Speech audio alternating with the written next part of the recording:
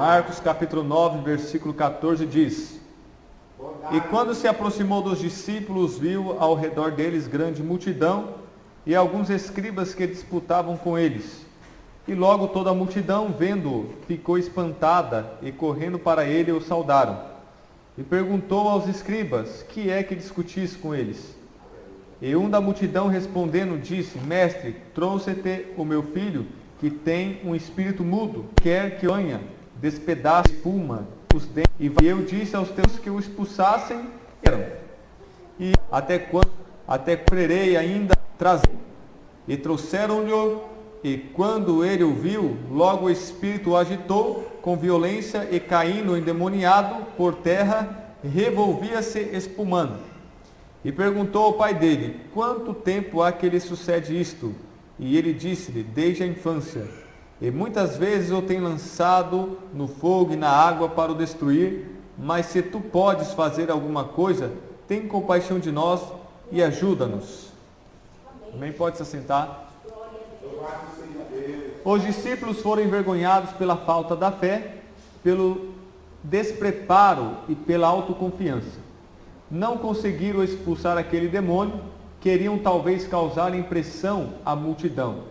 Em vez de demonstrarem compaixão pelo menino endemoniado, como se isso não bastasse, o pai dele não tinha fé suficiente. O fato de pedir oração por um enfermo ou endemoniado não é necessariamente sinal de fé. Uns trazem para desafiar o pregador, outros por ser o último recurso e outros por desespero. Observem a necessidade de buscarmos o poder do alto e estarmos revestidos para vencermos Satanás. Efésios capítulo 6, do versículo 10 ao 20. A fé dos 9 discípulos e o preparo espiritual não eram suficientes, logo Jesus os repreendeu por isso. Não apenas falemos de poder, mas o demonstremos. Quem achou o texto, diga amém. Efésios capítulo 6, do 10 ao 20. A armadura de Deus. Nós necessitamos de poder. Nós necessitamos de autoridade. Não adianta, meus irmãos, somente o diploma, a letra, o conhecimento, a sabedoria, a ciência. Precisamos de poder sobrenatural, poder espiritual, poder celestial, a autoridade de Deus, do nome de Deus, da palavra de Deus. Senão não adianta, senão não poderemos vencer o mal.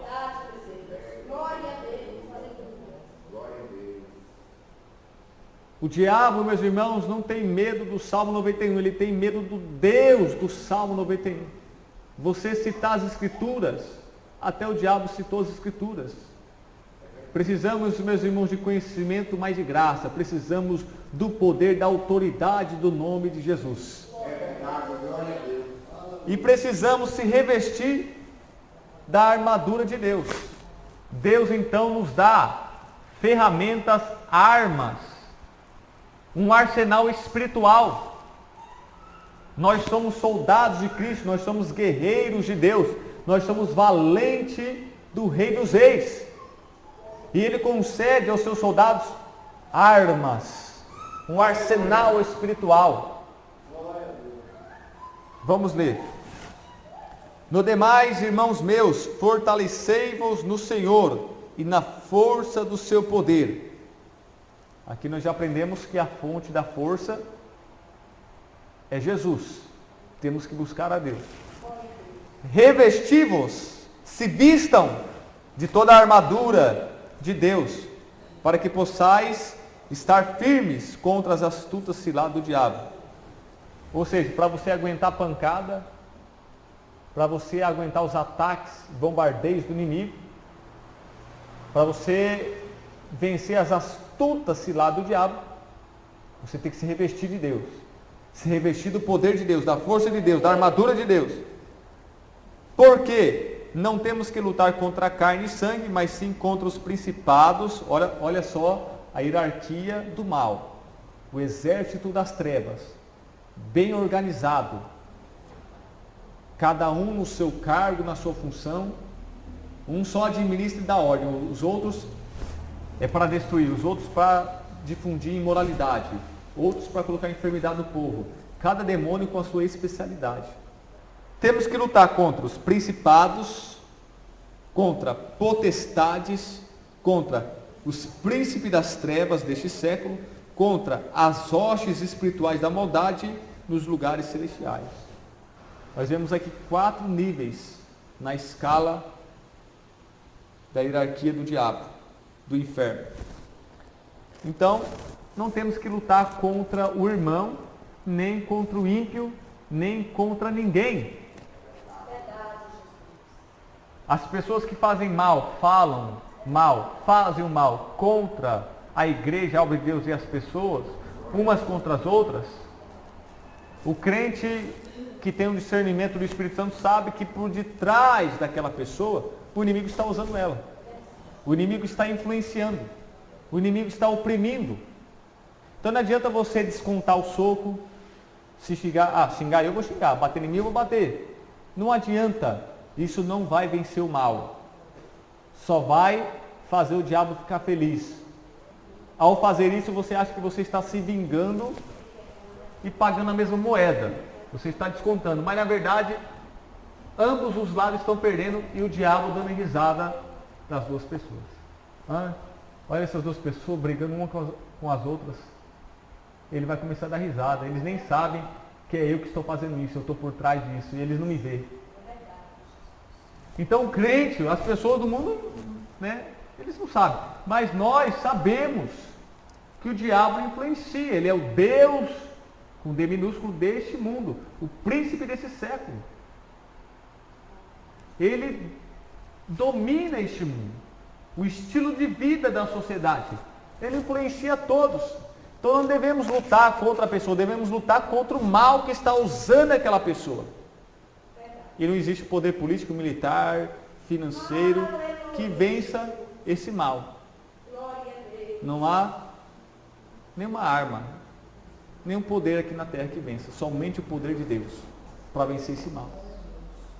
Então nós já temos que saber qual é o nosso alvo. Temos que entender qual é o nosso inimigo. Quais são os nossos adversários, para nós não jogarmos fora o nosso arsenal. Porque se tem um rato e um leão te atacando, você não vai mirar o seu arsenal para um rato, e sim para o leão, que é muito pior, mais perigoso. Assim você não vai mirar o seu arsenal contra as pessoas, carne e sangue, e sim mirar todo o seu arsenal, todo o seu armamento contra o diabo. E atacá-lo, bombardeá-lo também, enfrentá-lo, confrontá-lo, e não a pessoa. A pessoa você tem que ganhar para Jesus, para ele também ter o poder, para ele se juntar com você e lutar contra o diabo também. Aleluia, grande Deus.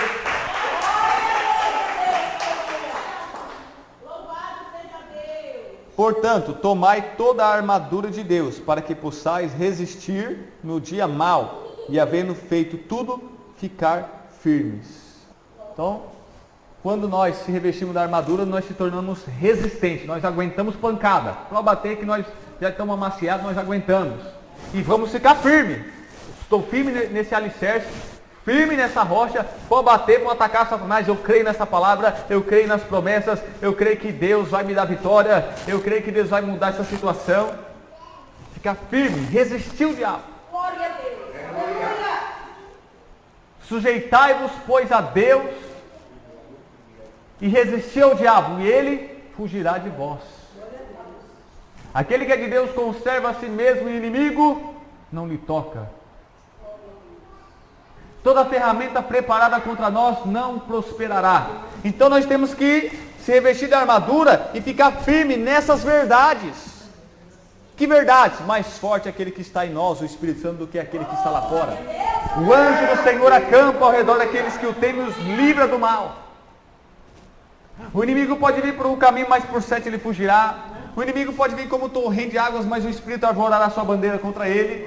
Então nós temos que se revestir de Deus e ficar firmes nessa fé inabalável.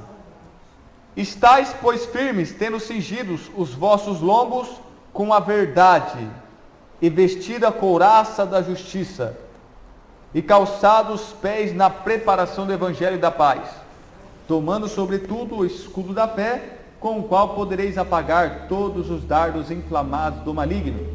Tomai também o capacete da salvação e a espada do Espírito, que é a palavra de Deus, orando em todo o tempo, com toda oração e súplica no Espírito, e vigiando nisso com toda perseverança e súplica por todos os santos, e por mim, para que me seja dado no abrir da minha boca a palavra com confiança, para fazer notório o mistério do Evangelho, pelo qual sou embaixador em cadeias, para que possa falar dele livremente como me convém falar. Você vai se revestir da armadura de Deus. Essas são as ferramentas, as armas. A armadura de Deus. Capacete da salvação, porque a cabeça é letal. Você atirar na cabeça, morreu. É o alvo. As pessoas já, quem mexe com isso, já vai mirar na cabeça. A polícia, o exército, já vai mirar na cabeça para matar. Então o diabo ele já vai atacar o quê? A sua salvação. Ele quer fazer você perder a salvação. Mas você vai vestir o capacete da salvação. Você vai primeiro salvar si mesmo. Você tem que ser uma pessoa salva para depois lutar contra o mal. Porque o que adianta você ganhar o mundo inteiro e perder a sua alma, a sua vida? Paulo vai falar a Timóteo: Timóteo, você tem que cuidar de ti mesmo e da doutrina. Por que ele não falou doutrina de mesmo depois dele? Por que adianta ele cuidar da doutrina se ele não cuida dele mesmo? Então, primeiro tem que cuidar de ti mesmo, Timóteo, depois da doutrina. Para que você seja poderoso para ensinar as pessoas, ensinar a si mesmo e ser irrepreensível. E sendo assim, você vai salvar tanto a ti mesmo como aqueles que te ouvem. Disse o apóstolo Paulo ao jovem Timóteo. Então, a primeira preocupação é a sua salvação pessoal. Então, meus irmãos, nós também vamos ter uma arma de defesa, de suprimento, que é o escudo da fé. O diabo, então, ele lança dardos inflamados. Ele quer piorar as coisas. Ele é covarde. Ele quer atacar você nos momentos que você está mais abatido, desanimado, enquanto você está em grandes tempestades, tribulações. É a hora que ele mais quer te atacar, porque ele é covarde. Nós sabemos que quando a gente machuca, isso inflama e enche, e aumenta. Os dardos inflamados é isso. O inimigo quer usar os males da nossa vida para piorar e aumentar as coisas. Mas nós vamos usar o escudo da fé. Ele lança os dardos e nós se defendemos. Na minha vida você não entra, Satanás. Na minha vida você não domina. O escudo da fé, ele vai querer abalar você. Ele vai querer colocar dúvidas acerca das promessas de Deus, mas você vai continuar: eu acredito nas promessas, eu acredito na palavra, ainda que tudo diga que não, eu continuo acreditando, porque você está usando o escudo da fé. O diabo quer roubar a sua fé, que é o conjunto de verdades que você acredita. Você tem que continuar confiando e tendo esperança em Deus, de que Ele cuida de você, Ele guarda você, Ele ama você, Ele salva você, mesmo que pareça que não aos nossos olhos. Temos que continuar acreditando. É o escudo da fé. Temos, meus irmãos, também uma arma de ataque, que é a espada do Espírito, que é a palavra de Deus. Em Mateus 4, Jesus vai ser tentado pelo diabo, e ele vai falar: ó, Satanás, está escrito. Não vem que não tem não, está escrito. Nós devemos usar a Bíblia, as Escrituras, para derrotar o diabo. É a nossa arma de ataque, é a espada do Espírito. Temos que ler, meditar, averiguar, examinar as Escrituras, pregar, proclamar, anunciar, absorver, receber, viver, praticar esta palavra, porque é a espada do Espírito. Temos que obedecer, ser fiel, ser leal à palavra de Deus, porque é a arma de ataque. Então, como nós atacamos o diabo? Obedecendo a Escritura, sendo fiel à Escritura, meditando a Escritura, recebendo a Escritura. Não é com soco, voadora, com capoeira, jiu-jitsu, não. A luta espiritual é diferente. E o versículo 18, meus irmãos: orando em todo o tempo, com toda oração e súplica no Espírito, e vigiando nisso com toda perseverança e súplica por todos os santos. A batalha propriamente dita, a guerra, o campo de guerra, a frente de batalha propriamente dita, é o momento da oração. Quando oramos, estamos guerreando. Quando oramos, estamos lutando. Quando oramos, estamos batalhando, enfrentando, confrontando, atacando, se defendendo. Então, de maneira que se nós não orarmos, nós estamos se rendendo, se entregando ao inimigo, dizendo, ó, você venceu. Mas quando nós oramos, a oração em si mesmo já é a batalha, já é a guerra. Quando estamos orando de joelhos dobrados, estamos já em guerra. Estamos em guerra contra o mal. Então você vai pegar todo esse arsenal e vai para o campo de batalha, que é na oração. É porque o diabo não vai vir aqui trocar soco com você, vai aparecer, vai, eu te dou um chute, você dá um... Não! Nós, quando estamos em oração, nós entramos no mundo espiritual e lutamos contra os demônios no mundo espiritual. Então a oração é o campo de batalha, é a frente de batalha propriamente dita. Então se você não ora, você já está sendo derrotado, você está se entregando, se rendendo. Agora quando você está orando, você está lutando e guerreando. Então use essas armas, essa armadura que Deus te deu. Louvado seja Deus. Então, meus irmãos, nós necessitamos de poder. Amém, já lemos isso aqui. Jesus, para demonstrar o seu poder, primeiramente ouviu o relato do Pai a respeito do problema do seu filho. Lucas capítulo 9, do versículo 37 em diante. A cura de um jovem lunático. E aconteceu no dia seguinte que, descendo eles do monte, lhes saiu ao encontro uma grande multidão, e eis que um homem da multidão clamou, dizendo, Mestre, peço-te que olhes para meu filho, porque é o único que eu tenho. Eis que o espírito o toma, e de repente clama, eu despedaço até espumar, e só o larga depois de eu ter quebrantado. E roguei aos teus discípulos que eu expulsasse, e não puderam. E Jesus respondendo disse, ó geração incrédula e perversa, até quando estarei ainda convosco? E você sofrerei, traz-me cá o teu filho. Louvado seja Deus. E quando vinha chegando, o demônio o derribou e convulsionou, porém Jesus repreendeu o espírito imundo e curou o menino e o entregou a seu pai. Então, meus irmãos, Jesus ele demonstrou o poder, mas primeiramente ele ouviu aquele pai. Ele vai ter então compaixão, porque quando nós ouvimos as pessoas desabafar o seu sofrimento, as suas dores, isso mexe com o nosso coração e produz compaixão, pena, dó, misericórdia e amor. Então, antes de demonstrar o poder, ele vai ouvir o pai, que vai falar a situação do seu filho. Isso vai tocar no coração de Jesus. E Jesus, então, vai libertar e curando ele automaticamente desse lunatismo. Porque ele era um jovem lunático, mas esse problema era de origem espiritual, era demoníaca. Hoje, todos os problemas podem ser relatados a Cristo mediante a oração. Era realmente um caso delicado, difícil para os homens, mas não para Deus. Aquele menino possuído por um demônio não poderia continuar naquele quadro tão triste. Era necessário agora que ele fosse liberto.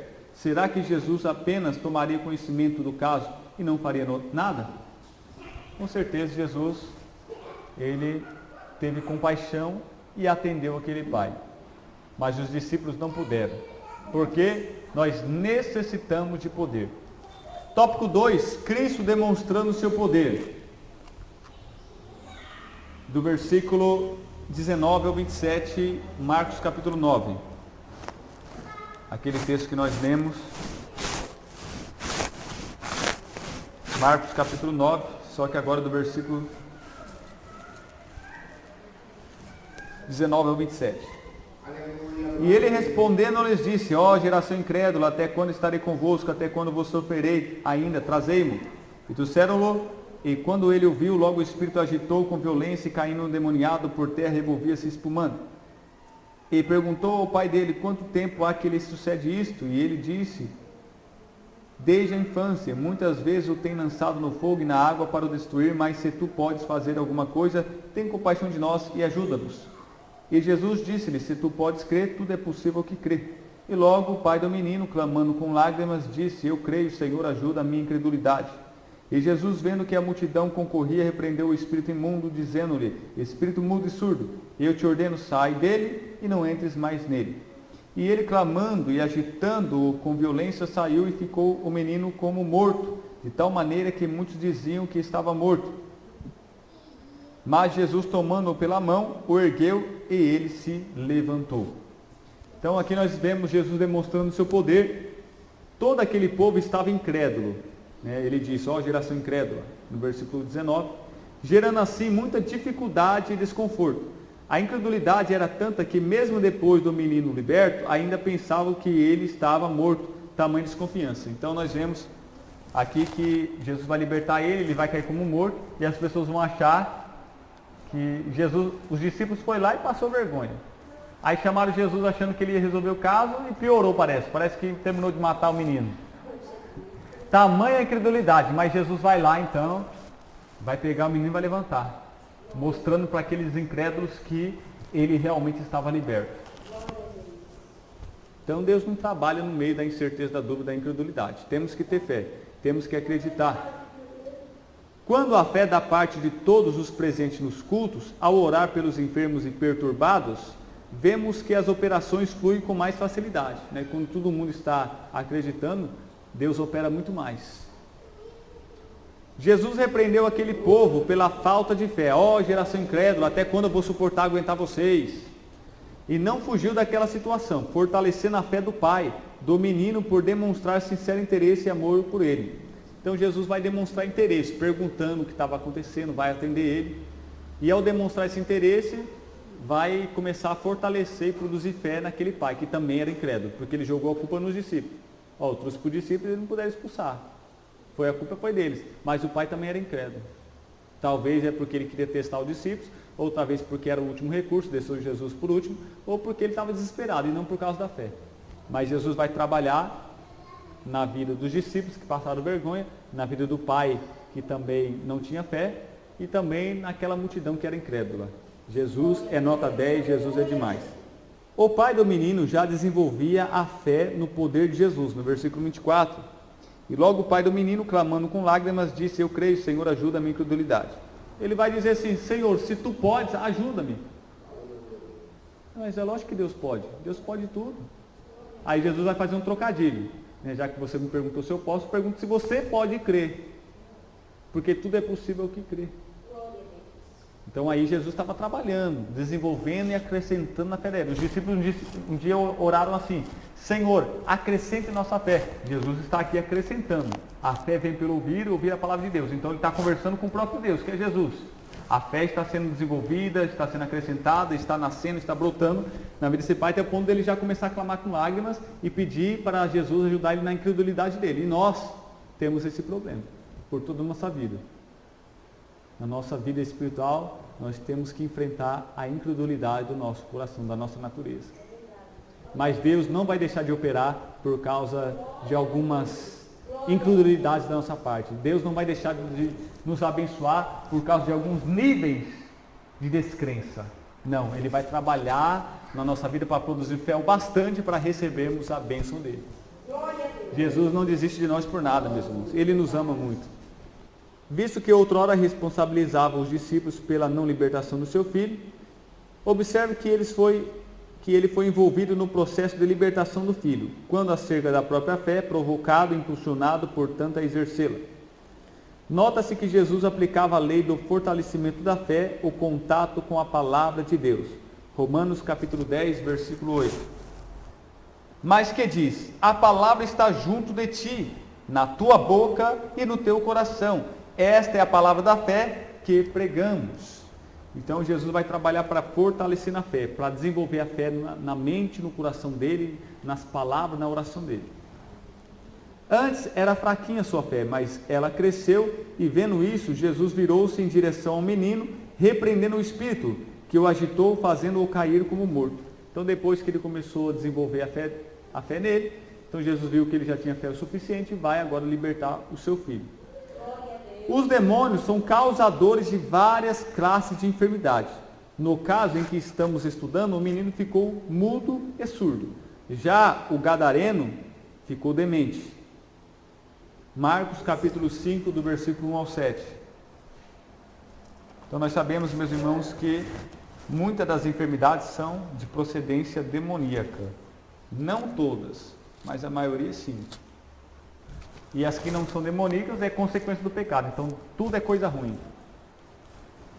E chegaram à outra margem do mar, a província dos Gadarenos, e saindo ele do barco, lhe saiu logo ao seu encontro dos sepulcros, dos cemitérios, um homem com um espírito imundo, o qual tinha sua morada nos sepulcros, morava no cemitério, e nem ainda com cadeias o podia alguém prender. Então tentavam prender ele, mas não conseguiam.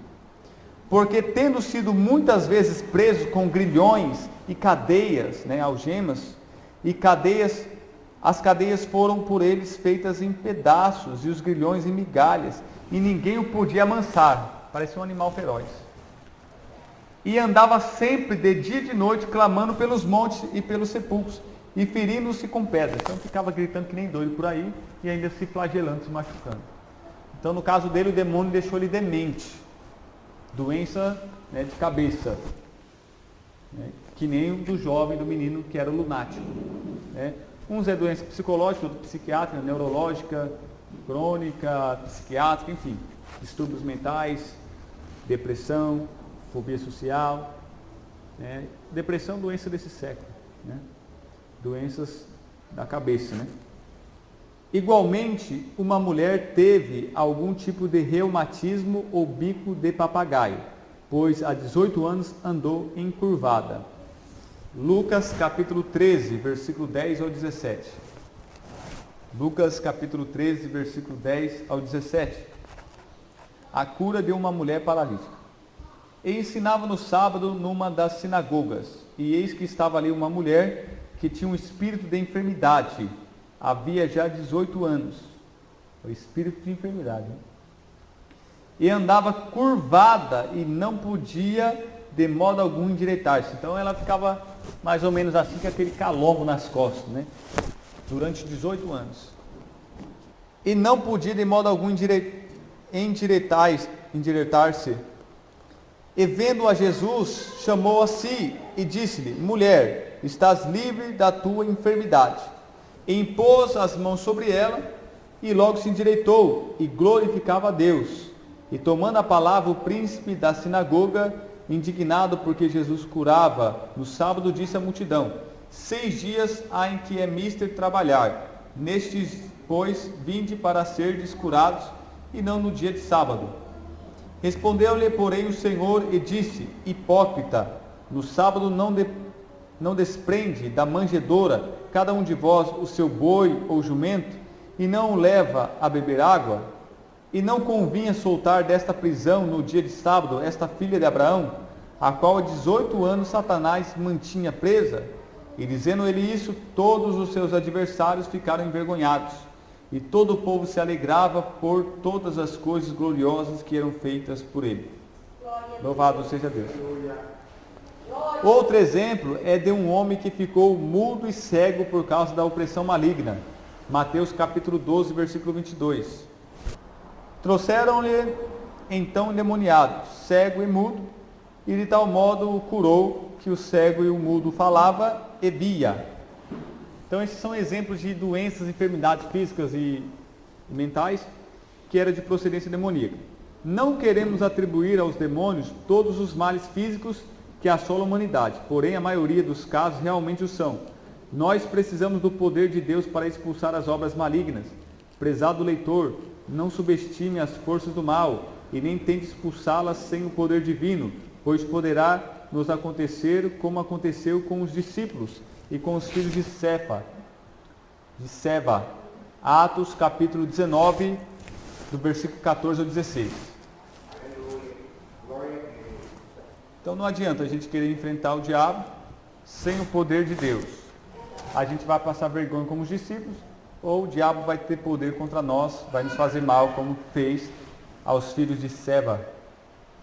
Atos capítulo 19, versículo 14 a 16.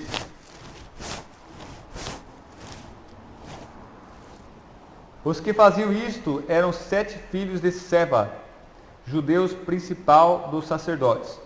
Respondendo, porém, o espírito maligno disse: Conheço a Jesus e bem sei quem é Paulo, mas vós quem sois?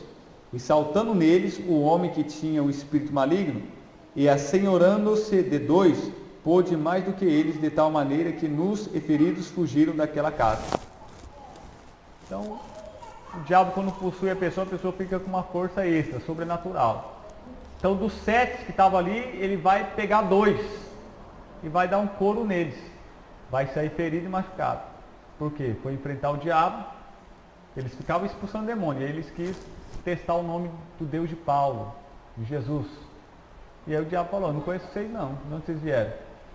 Vocês não são nada. Vocês são pouca coisa. Eu conheço Jesus, que é o Filho de Deus, e sei que Paulo é um grande homem de Deus. Mas vocês não sei. Vocês não têm poder sobre mim. Ó, lambada. E os discípulos já passaram vergonha, fracassaram espiritualmente. Mas Jesus estava trabalhando na vida dos discípulos. Eles estavam tendo experiências, estavam aprendendo sobre batalha espiritual. Então nenhum deles vai se abater, vai deixar de fazer a obra, e Jesus vai ensinar eles. Agora, no caso desses filhos de Seva, eles não tinham nada a ver com Deus. Não eram salvos, não eram convertidos e queriam usar o poder do nome de Jesus, da palavra de Jesus. Deus só dá o seu poder e autoridade para os salvos, para aqueles que são crentes verdadeiramente. O menino permaneceu temporariamente caído, mas Jesus o levantou pela mão, porque estava totalmente liberto. Glórias a Deus. Até eu lembro de um caso do missionário Davi também, estava expulsando demônio, caiu lá, mandou os obreiros ver, tinha já o pulso, a respiração, já não estava dando mais nada. E aí o missionário falou: expulsamos o demônio matou a pessoa aqui. Mas não se preocupe não, meus irmãos. Vamos expulsar agora esse demônio da morte. Expulsou e levantou a mulher lá. Eu lembro desse testemunho. Terceiro tópico: recebendo poder de Deus. Marcos capítulo 9, versículo 28 ao 29. Aquele mesmo texto que já lemos. E quando entrou em casa, os seus discípulos lhe perguntaram à parte: Por que o não pudemos nós expulsar? E disse-lhes: Esta casta não pode sair com coisa alguma, a não ser com oração e jejum. Então agora, Jesus trabalhou na vida do pai, produzindo fé nele. Jesus trabalhou na vida do menino, libertando ele.